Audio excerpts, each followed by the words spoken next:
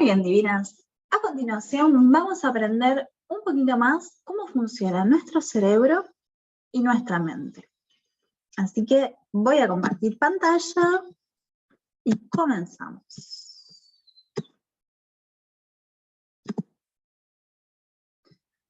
Muy bien.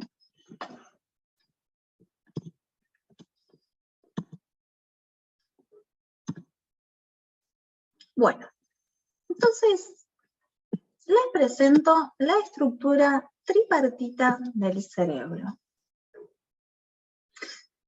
¿Qué quiere decir esto? Volvamos a las clases de biología. ¿Se acuerdan cuando aprendíamos que, según la teoría de Darwin, nosotros venimos de una celulita, o sea, de microorganismos que existían cuando el planeta todavía era una cosa acuosa, algo raro, nada que ver con el planeta que hay hoy en día? Y esta célula empezó a convertirse en seres pluricelulares, es decir, que empezó a dividirse y a hacer otras celulitas, y se empezó a ir organizando en formas de vida más complejas.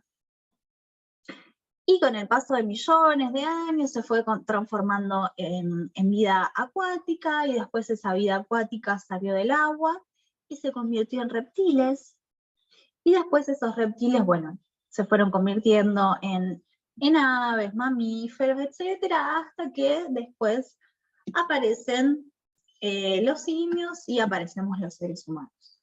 Ok. Entonces, ese cerebro que desarrollaron los reptiles, o sea que es un cerebro sumamente primitivo, fue como el primer, vamos a imaginar que es esto, fue como el primer cerebro que apareció. Después, a medida que la vida, los animales, fueron evolucionando, se fueron desarrollando otras partes de ese cerebro que se fueron poniendo encima, ¿bien? Entonces, acá vemos que tenemos primero el reptiliano, después tenemos el límbico, y después tenemos el neocórtex, ¿ok? Que el neocórtex se va poniendo por arriba de todo lo demás. Perfecto. Entonces, el reptiliano es nuestra parte más instintiva, ¿ok? Es la parte donde reacciona nuestro cerebro en cuestión de segundos frente a cualquier amenaza. Bien, esa parte del cerebro es, o sea, está dedicada 100% a la supervivencia, ¿ok? Y dice que se encarga de las funciones como respiración, la digestión y la reproducción. O sea, supervivencia del individuo y de la especie. ¿Bien? Después se desarrolla la parte del cerebro límbico, que se llama límbico o cerebro mamífero, ¿ok? Que es la parte que siente, que se encarga de las funciones emocionales como los sentimientos, las relaciones y las expresiones. Esta parte del cerebro, tanto reptiliano junto con límbico o mamífero, lo compartimos con justamente los otros mamíferos. Entonces, no sé si les ha pasado de quizás estar observando a sus mascotas, no sé si tienen perros, gatos, y los observan y dicen, ay, es que los animales se parecen tanto a las personas, porque a veces los animales demuestran esas emociones de tristeza, de extrañar, de enojo, de celos, ¿no? Entonces uno dice, ay, es que son tan iguales a los seres humanos, y en realidad no. Es que los seres humanos somos muy parecidos a los animales, ¿bien? Porque todas esas emociones o sea, todo ese proceso de esas emociones viene de esa parte mamífera, ¿bien? Que hace también al poder desarrollar ese apego con la finalidad de sobrevivir, ¿bien? Porque si tuviésemos a una perra que tiene cachorritos, que no hace ese apego con sus crías, no les da de mamar, y ahí se ve en riesgo el desarrollo de la especie. ¿Bien? Y con los seres humanos pasan cosas parecidas, porque en sí nosotros hemos evolucionado para vivir en tribus, ¿ok?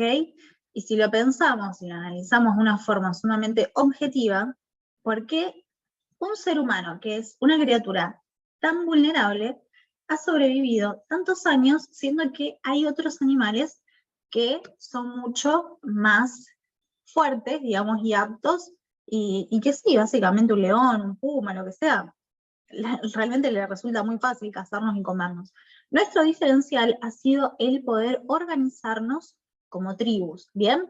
Entonces, el cerebro límbico ha tenido mucho que ver en todo esto, y por eso también quiero agregar que el formar parte, el pertenecer, también puede ser causa de una posible amenaza. ¿Qué quiere decir esto? Nosotros, a nivel más primitivo, entendemos que si nos quedamos fuera del clan, pone en riesgo nuestra vida. Porque cuando vivíamos en tribus era así. Imagínate, una tribu de unos 30 integrantes, bien, que tienen todo un sistema para protegerse de animales, para cazar, quizás para practicar la agricultura, que quizás tiene un sistema de vigilancia, digamos, ¿no? de turnos, para estar vigilando posibles riesgos. Si un individuo era expulsado del clan, es decir, que quedaba solo, realmente estaba súper vulnerable.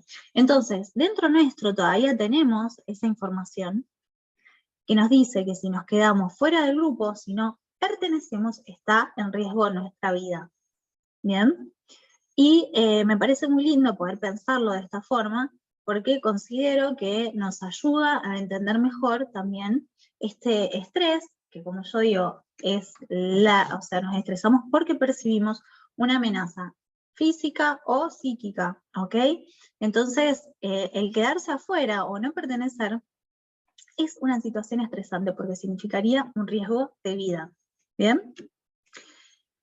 Y la parte más nueva, digamos, que desarrolló nuestro cerebro fue el neocórtex, ¿bien? Que está todo acá como más, en un color más oscuro, que en sí es nuestra parte más racional, que podríamos decir que es la parte del cerebro que nos diferencia de los animales, ¿bien? Entonces, es la parte que nos permite aprender, hablar, realizar movimientos voluntarios, es la parte del cuerpo que nos permite, del cerebro que nos permite reflexionar, planear el futuro, ¿okay? Recordar el pasado, en fin, todas estas cuestiones más complejas que en sí hacen a lo que llamamos inteligencia. ¿Bien?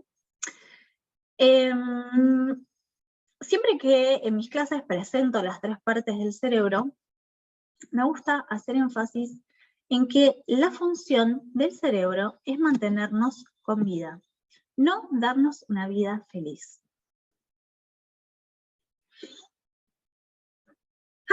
Y voy a respirar profundo, porque es como algo que hay que asimilarlo, ¿no? Porque hoy en día también hay mucho contenido para esto de la falsa positividad y que tiene que estar todo bien y vos tenés que estar espléndida. Y cuando yo aprendí que mi cerebro en realidad estaba programado para mantenerme viva y no para hacerme feliz, dije, wow, o sea, ahora entiendo. La felicidad ya es una construcción mucho más humana, ¿no? Y digamos, como con una filosofía de vida y de buscar un propósito de vida y buscar un significado, por qué estamos acá, de dónde venimos, hacia dónde vamos, todos esos planteos que son muy humanos, súper humanos, y que creo que, de hecho, cualquier individuo en algún momento de su vida al menos se las plantea. Pero en sí, a la biología no le importa eso. A la biología lo único que nos importa es mantenernos vivos como individuo y que continuemos la especie. Ya está. O sea, eso es todo.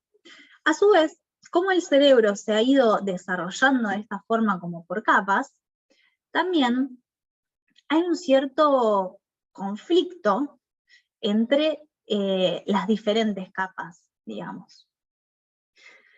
Entonces, no sé si alguna vez han tenido conversaciones en las cuales dicen, bueno, pero si vos estuvieses en una isla desierta porque estabas en una embarcación que naufragó y de pronto la única opción que tenés para sobrevivir es comerte a las otras personas que naufragaron junto con vos. Y lo empezás a pensar desde tu neocórtex, porque obviamente lo estás pensando desde el living de tu casa, charlando con un amigo o una amiga, y vos decís, no, yo jamás haría eso. Y digo, no sé, o sea, de pronto, ¿qué diría el cerebro reptiliano? La parte de supervivencia en esa situación. Si realmente te encontraras en una situación tan extrema, en la cual tu neocórtex como que deja de funcionar, y estás ahí, puro instinto. No sé. Bien, son partes del cerebro que tienen un cierto conflicto. Muchas veces pensamos que lo moral, lo ético, es cierta actitud, y después notamos que en la práctica, digamos, en esas situaciones tan extremas, acaba hablando, digamos, otras partes del cerebro que buscan más salir del peligro.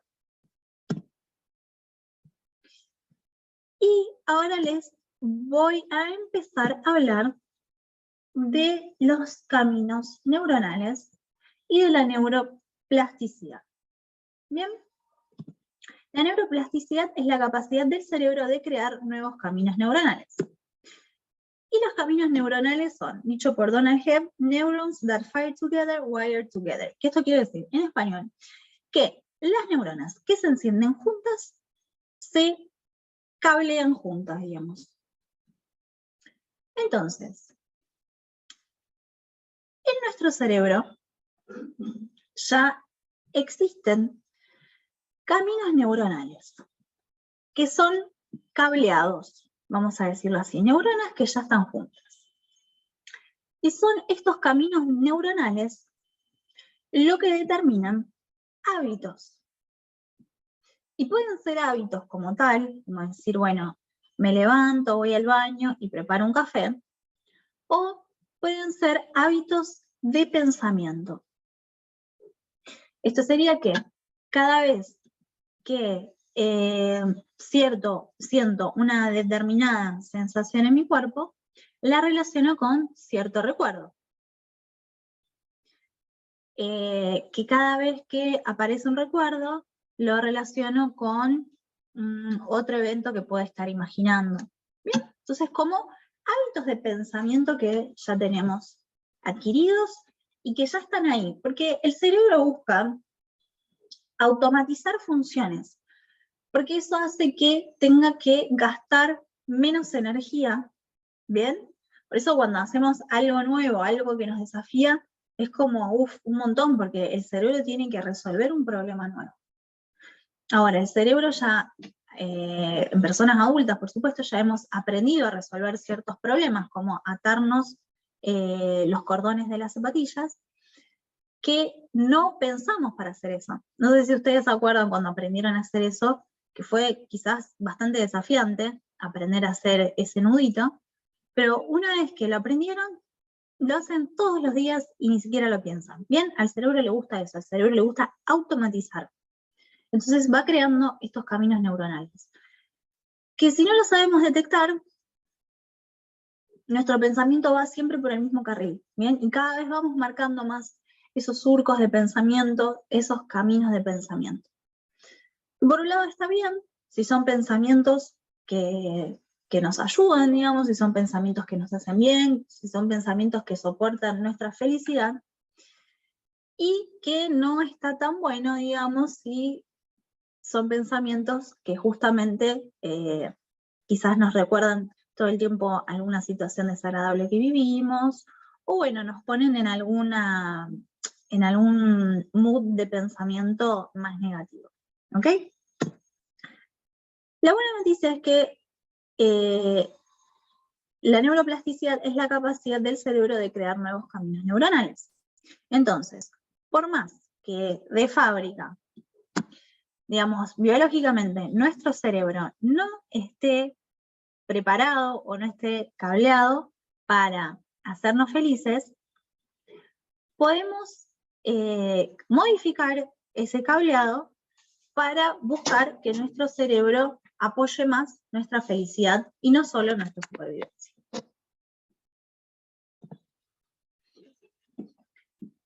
¿Cómo vamos a hacer este cableado? Lo vamos a ir viendo más adelante. Obviamente es a través de ejercicios prácticos, ¿bien? Así que por ahora lo vamos a dejar ahí en stand-by y vamos a seguir conociendo un poquito más sobre nuestros sistemas nerviosos, ¿bien? Entonces, pensando, ¿no?, que tenemos muchos nervios en el cuerpo, tenemos el cerebro y tenemos el sistema nervioso somático y el sistema nervioso, discúlpenme que me apareció una notificación, y el sistema nervioso autónomo. Muy bien, entonces, acá me faltó la A, disculpen el error de tipeo. Bueno, el sistema nervioso somático es las partes del cuerpo que podemos mover de forma racional, es decir, yo ahora digo voy a levantar la mano, voy a hablar, y todo eso, ahí estoy poniendo en juego el sistema nervioso somático. El sistema nervioso autónomo es el sistema nervioso que va regulando todas las funciones que realiza nuestro cuerpo sin que tengamos que pensarlas, ¿ok? Justamente que no pasa por el neocórtex, está pasando todo el tiempo por el sistema, por el cerebro reptiliano y límbico, ¿ok? Entonces, el sistema nervioso autónomo se divide en el sistema nervioso simpático y el sistema nervioso parasimpático, ¿ok? El sistema nervioso simpático en sí es el sistema nervioso que nos pone en estado de alerta, y el sistema nervioso parasimpático es el sistema nervioso que nos pone en estado de descanso y digestión, ¿ok? Es como el que nos pone en estado relax. Perfecto. En sí sé que son como muchos términos, mi sistema nervioso, esto, lo otro.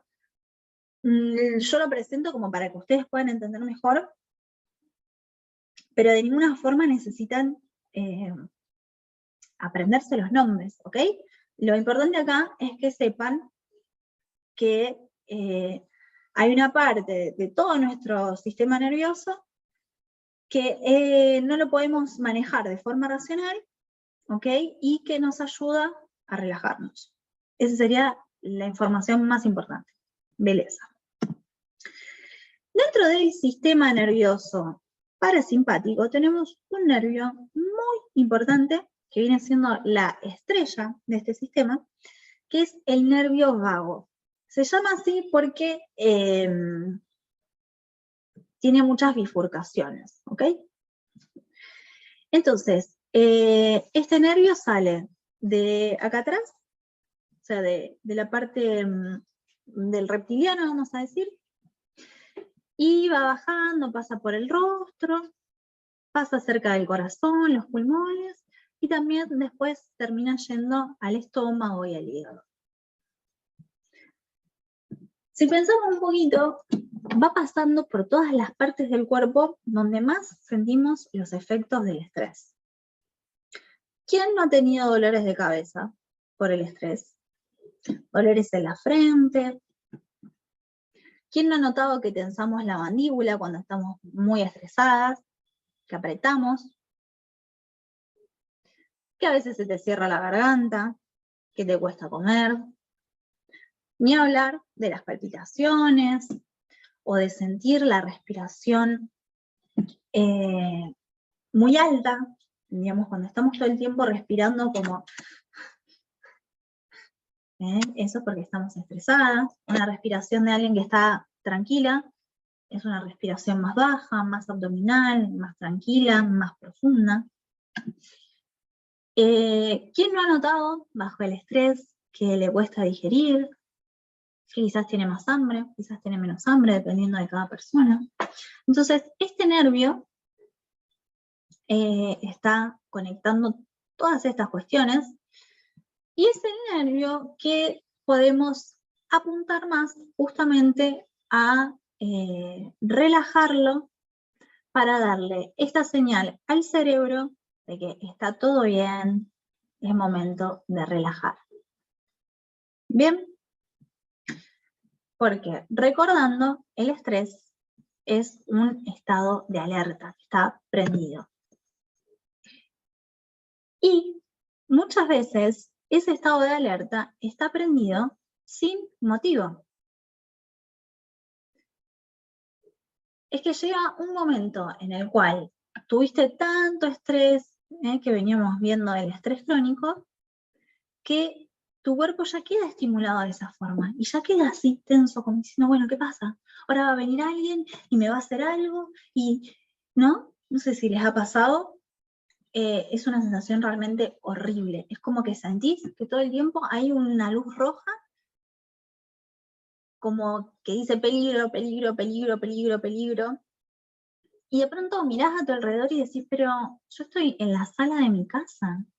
Yo estoy segura. Yo estoy tranquila, no hay ningún peligro. ¿Por qué me siento así? Muy bien. Lo que hay que hacer justamente es buscar estimular este nervio para que a través de su estimulación le vaya a decir a nuestro cerebro, hey, está todo bien, o sea, no hay peligro, te puedes poner en modo reposo. Y ahí nuestro cerebro le diga a todo el resto del cuerpo, chicos, está todo bien, vamos a hacer las funciones que tenemos que hacer porque ya estamos en reposo. ¿Bien? Ok, genial. Para la cebra era mucho más fácil, porque la cebra no tiene el neocórtex. Y la cebra no tiene todo este desarrollo de pensamiento que nosotras tenemos, en los cuales podemos recordar y podemos imaginar y podemos viajar mentalmente en el tiempo. Para ella es más simple, vive el presente, momento a momento. Pero no se preocupen, porque yo también les voy a enseñar cómo ustedes pueden aprender también a estar más en el presente. ¿Ok? Respiración, mirada y relajación. Vamos a empezar a estimular al nervio vago a través de la respiración. Como vimos, forman parte del sistema nervioso autónomo. O sea que no es un sistema nervioso que nosotras podemos darle la orden de forma racional de decirle, bueno, listo, ya está, no estés más estresada, se acabó. Fin del estrés. No, no es tan fácil. O sea, al cuerpo siempre le lleva un poquito más de tiempo entender lo que está pasando que a la mente. La mente es muy rápida, pero el cuerpo demora un poco más. Inclusive, no sé si les ha pasado de salir de vacaciones. Quizás llegaron sus tan esperadas vacaciones del trabajo y de pronto tienen 10, 15, 20 días, o un mes, quizás, las más afortunadas, y que dicen, listo, ya está, ahora no trabajo más, me voy a sentir bien, voy a disfrutar, voy a estar de buen humor, voy a dormir un montón, y qué sé yo cuántas cosas más una quiere en sus vacaciones. Pero en la práctica, te das cuenta de que seguís tan tensa como cuando estabas trabajando. Y decís, no lo puedo creer, pero si yo ya no estoy trabajando, yo ya tengo que estar relajada, yo ya tengo que estar durmiendo 10 horas por día. No. Lo que pasa es que a tu cuerpo tarda un poquito más en entender que ya está todo ok, que ya estás chill, que no hay más estrés, que no hay más jefe, que no hay más embotellamiento, que ahora te vas a ir en un crucero por playas paradisíacas. Entonces, eso pasa muchísimo cuando tenés pocos días de vacaciones. Porque quizás terminaste de trabajar un viernes, tuviste el fin de semana para preparar las valijas y estás un tanto estresada por el viaje, y después el lunes empieza tu viaje y te das cuenta de que estás en lugares lindos, o que bueno, estás paseando y que deberías estar como en otro mood, que deberías estar disfrutando, y vos decís, no, yo sigo tensa, y estoy todo el tiempo mirando la hora, y estoy viendo que después de este paseo sigue el siguiente paseo, y como que seguís en ese modo de alerta. ahí lo que pasa es esto, de que tu sistema nervioso, tu cuerpo todavía no entendió que ya cambiaste de chip. Bien, si tenés más días de vacaciones, naturalmente va surgiendo ese cambio, digamos, y sobre el final de tus vacaciones notas que las puedes disfrutar más. Lo bueno es que cuando aprendes a estimular tu sistema nervioso, mejor dicho, a sedar tu sistema nervioso, te resulta mucho más fácil hacer estos cambios, ¿bien? Entonces, ¿cómo le damos la orden al sistema nervioso de que ya está todo bien, de que estamos seguras y de que no hay ningún motivo para alertarse? La respiración es la primera de las herramientas que tenemos para realizar esto. Como les decía, cuando realizamos respiraciones cortas y a través de la parte superior de nuestra caja torácica, así, yo lo estoy exagerando ahora, ¿no? Puede ser que quizás sea tu forma de respirar normal y que no hagas tanto ruido. Es porque tu cuerpo está entendiendo que estás en peligro. ¿Ven? Así que, si querés, ahora mismo chequea cómo estás respirando y fíjate. ¿Bien? Y es un ejercicio que lo vamos a ver en la parte de práctica, pero ya te lo voy adelantando. Que lo puedes hacer a todo momento, chequear cómo estás respirando. Y a partir de ahí, si lo deseas, poder conscientemente modificar tu respiración para buscar ponerte en un estado más de calma. Si vos observas los bebés y los niños pequeños, que es como que están súper confiantes de la vida, no tienen ninguna preocupación, están siendo cuidados 100%, ellos tienen una respiración súper profunda. Los vemos dormir y vemos esas pancitas que se inflan y se desinflan. Nosotras también como mujeres después empezamos a tener ese condicionamiento de tener que meter la panza, ¿verdad? De tener la panza chatita. Y eso nos dificulta también un poco respirar a través de nuestro abdomen. Pero idealmente, para entrar en ese estado de relajación, tenemos que inhalar profundo, dejar que la panza se llene bien de aire y exhalar. ¿Bien? Inhalar por la panza y exhalar. Y si permaneces unos cuantos minutos haciendo ese ejercicio, vas a notar que todo tu cuerpo va soltando ese estrés. A veces el proceso de ir descargando ese estrés puede ser un poquito incómodo, porque son como todos estímulos que fuiste cargando a lo largo del día o de días, y de pronto esos estímulos van dejando tu cuerpo, pero bueno, es cuestión de permanecer también, por más que al principio haya algunas sensaciones un poco incómodas, y después ya vas entrando en un estado de más calma. La mirada también es súper importante. Hoy en día, con esto del celular, estamos todo el tiempo enfocando en objetos muy cerca y muy chiquitos. Lo mismo nos pasa con la computadora. Estamos todo el tiempo enfocando acá. Y ese tipo de mirada es muy antinatural. Bien, pensemos que por más que hemos evolucionado y que nos estamos adaptando a este mundo actual y tan tecnológico, en sí, nuestros cuerpos no se han desarrollado, o sea, no se han adaptado a nivel biológico a todos los cambios que estamos viviendo. Entonces, nuestro cuerpo sigue estando preparado para vivir en tribus en el medio del bosque. Y en el bosque nosotras tendríamos diferentes puntos para poner nuestra mirada. Diferentes planos, ¿no? Más cerca, más lejos, mucho más lejos, de pronto si tenemos toda la vista de una montaña y un valle que se abre, o si estamos mirando el horizonte en una playa, ¿verdad? Entonces, lo ideal es que practiques, sobre todo si pasas muchas horas trabajando en la computadora, o bueno, leyendo, o con el celular, que busques lugares donde puedes mirar a lo lejos.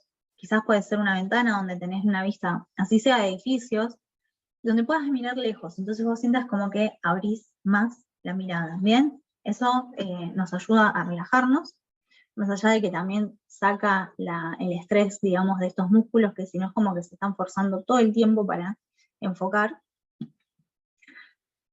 Y la relajación es clave yo siempre recomiendo a mis alumnas que al final del día tengan algún ritual de relajación, así sea solo darse un baño caliente o escuchar alguna música, que busquen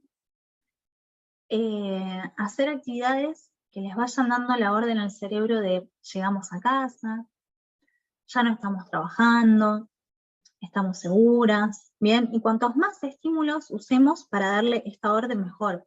Podemos, no sé, al final del día, que quizás ya terminamos de trabajar, prender alguna vela aromática, o bueno, darnos un baño con algún jabón, o ponernos crema que tenga un olor que nos estimule, ir bajando la iluminación a lo largo que va terminando, a lo largo del día, a medida que va terminando el día, para que nuestro cerebro vaya entendiendo que ya no está el sol, ¿verdad? Que ya está acabando el día. Música, podemos elongar, ir soltando esas tensiones. Pueden hacer también la relajación guiada que van a encontrar más adelante en la parte de práctica. Es interesante buscar, así sea algunas veces por semana, no digo todos los días porque entiendo que tenemos rutinas muy llenas de cosas, pero bueno, yo voy tirando ideas y cada una también va viendo cómo va armando sus rutinas, ¿bien? Está bueno buscar momentos donde no haya estímulos. El estímulo es la luz, las imágenes que vemos, los sonidos, las cosas que sentimos, los olores, los sabores, ¿bien? Entonces, si en algún momento podés, o sea, solamente acostarte en un cuarto oscuro o tapándote los ojos, lo más en silencio que puedas, o bueno, de pronto usando los auriculares y escuchando alguna música que te resulte relajante, y quizás también con alguna fragancia suave, pero nada demasiado estimulante, nada que te despierte y te dé energía, sino justamente como buscar estar quieta. No hace falta ni siquiera dormirte, pero ya el hecho de cortar estímulos te hace descansar un montón. ¿Bien?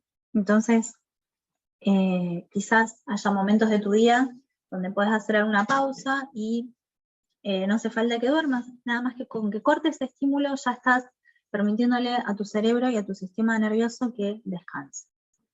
Muy bien. Otras cosillas que ayudan a reducir el estrés es el reframing y las afirmaciones. Bueno, reframing sería como reencuadrar situaciones. Y acá volvemos al tema de la percepción. Dependiendo de cómo vos percibas tu situación actual y las diferentes situaciones por las que vas pasando, es la orden que le estás dando a tu cerebro, si estás en una situación placentera, si estás en una situación de peligro, en fin. Entonces, muchas veces podés como cambiar la forma en la cual estás viendo las cosas. O sea, yo sé que esto no es fácil y que tampoco es de un día para el otro, pero puedes empezar a jugar con decir, bueno, quizás puedo ver esta situación de otra manera. Sobre todo en las situaciones donde no tenés certeza. Vamos a suponer que mandaste un mensaje quizás a un posible cliente y estás esperando una respuesta. Y ese cliente ve tu mensaje, pero no te responde. Entonces, ahí podés empezar a pensar, no, que este cliente no va a querer cerrar conmigo, que este cliente no le gustó como se lo dije, uy, le podría haber mandado el mensaje de otra forma, uy, bueno, no voy a llegar a fin de mes, ya está, yo necesitaba cerrar este trabajo porque necesitaba ese dinero. Vas a empezar con todo ese discurso, ese camino de pensamiento, con toda esa historia, o como no tenés ninguna certeza y no sabes por qué este cliente no te respondió, puedes decir, bueno, quizás estaba muy ocupado o ocupada, y me va a contestar más tarde. Entonces, mi mensaje es que en situaciones donde no tengas una certeza, o sea, no haya hechos, o sea, no puedas saber esto fue así, así asado, donde puedas imaginar y donde puedas elegir pensar el pensamiento que te hace bien. Porque si al fin y al cabo va a ser una suposición. Si al fin y al cabo estás imaginando una situación. Elegí pensar lo que te haga bien. Y esto lo llevo a un ejemplo bastante simple, pero de pronto, volviendo a esto que decíamos del ser humano, de preguntarnos de dónde venimos, hacia dónde vamos, ¿no? Todas estas preguntas de la humanidad, en definitiva, al menos yo considero que son cuestiones que nadie ha sabido responder y que es un mundo de posibilidades. Y vos, de entre esas posibilidades, podés elegir contarte la historia, darte la respuesta, que haga que tus días sean más llevaderos, que puedas vivir con más alegría, con más liviandad. Porque al fin y al cabo son creencias, o sea, son pensamientos que decidimos creer. Bien, ese es mi punto de vista y respeto cualquier tipo de ideología y no estoy acá para discutir ni querer cambiar lo que nadie piensa, pero bueno, en fin, si te sirve tomalo y si no te sirve, déjalo pasar, ¿ok? Pero bueno, siempre y cuando no haya certeza podés elegir el pensamiento que mejor te haga. Otra forma de reencuadrarte es cada tanto, cuando estás y haces esa pausa, que decís, ¿cómo estoy respirando? Volver a decirte, soy Berenice, tengo 29 años y estoy en mi casa grabando un curso. ¿Bien? Traerte de vuelta a través de esta frase al momento presente. Decir tu nombre, decir tu edad, porque a veces estamos como contándonos historia, quizás de algo que te pasó cuando tenías 7 años, no sé. Entonces decir, bueno, estoy en mi casa, ¿bien? Estoy haciendo tal cosa, entonces como que volvés. Si de pronto te habías ido con algún pensamiento, con algún recuerdo, con alguna... volvés acá, para aquí y ahora. ¿Bien? Y bueno, en la parte del workbook van a encontrar cómo hacer afirmaciones positivas. ¿Sí? Adelantando un poquito, sería como decir, bueno, estoy aquí y ahora, en mi casa, estoy segura, todo está bien, estoy a salvo. Ay, respiro. Me estoy relajando. Estoy soltando toda la tensión del día. En fin, buscar hablarte, contarte la realidad también, de una forma que te vaya ayudando a ir soltando esa tensión, que te vaya ayudando para ir metiendo en tu mente y por lo tanto en tu cerebro esta idea de que está todo bien, de que estás segura y de que es momento de entrar en el estado de reposo, de calma y desactivar la alerta. Y les dejo acá una frase de Ramón y Cajal, que es considerado como el precursor de la neurociencia. La neurociencia es la ciencia que se ocupa del estudio del cerebro, y acá viene esto que veníamos viendo de la neuroplasticidad. Cada mujer puede ser, si se lo propone, escultora de su propio cerebro. Así que bueno, es un poquito de lo que estábamos diciendo, ¿no? Cómo empezar de a poquito, a través del pensamiento, a ir metiendo nuevas ideas y nuevas posibilidades, nuevas formas de pensar. El cerebro y la mente trabajan juntos, ¿ok? O sea, un cerebro que ya tiene muy marcados los caminos neuronales va a hacer que la mente siempre tenga los mismos pensamientos, pero a través de la mente, buscando pensamientos diferentes o buscando frente a un estímulo donde siempre hay la misma respuesta, empezando a ver una respuesta diferente para ese estímulo, así sea solo una respuesta de pensamiento, no hace falta que sea una acción en sí. Vamos a ir creando nuevos caminos neuronales a través del agradecimiento, de la gratitud, a través de buscar activamente ver las cosas que están bien, a través de reafirmarnos que estamos bien, que estamos seguras. Vamos creando nuevos caminos neuronales y de a poco vamos esculpiendo un cerebro que nos ayude a ser felices. ¿Bien? Un cerebro que garantice tanto nuestra supervivencia como nuestra felicidad. Voy a dejar de compartir acá. Esto es todo por este módulo.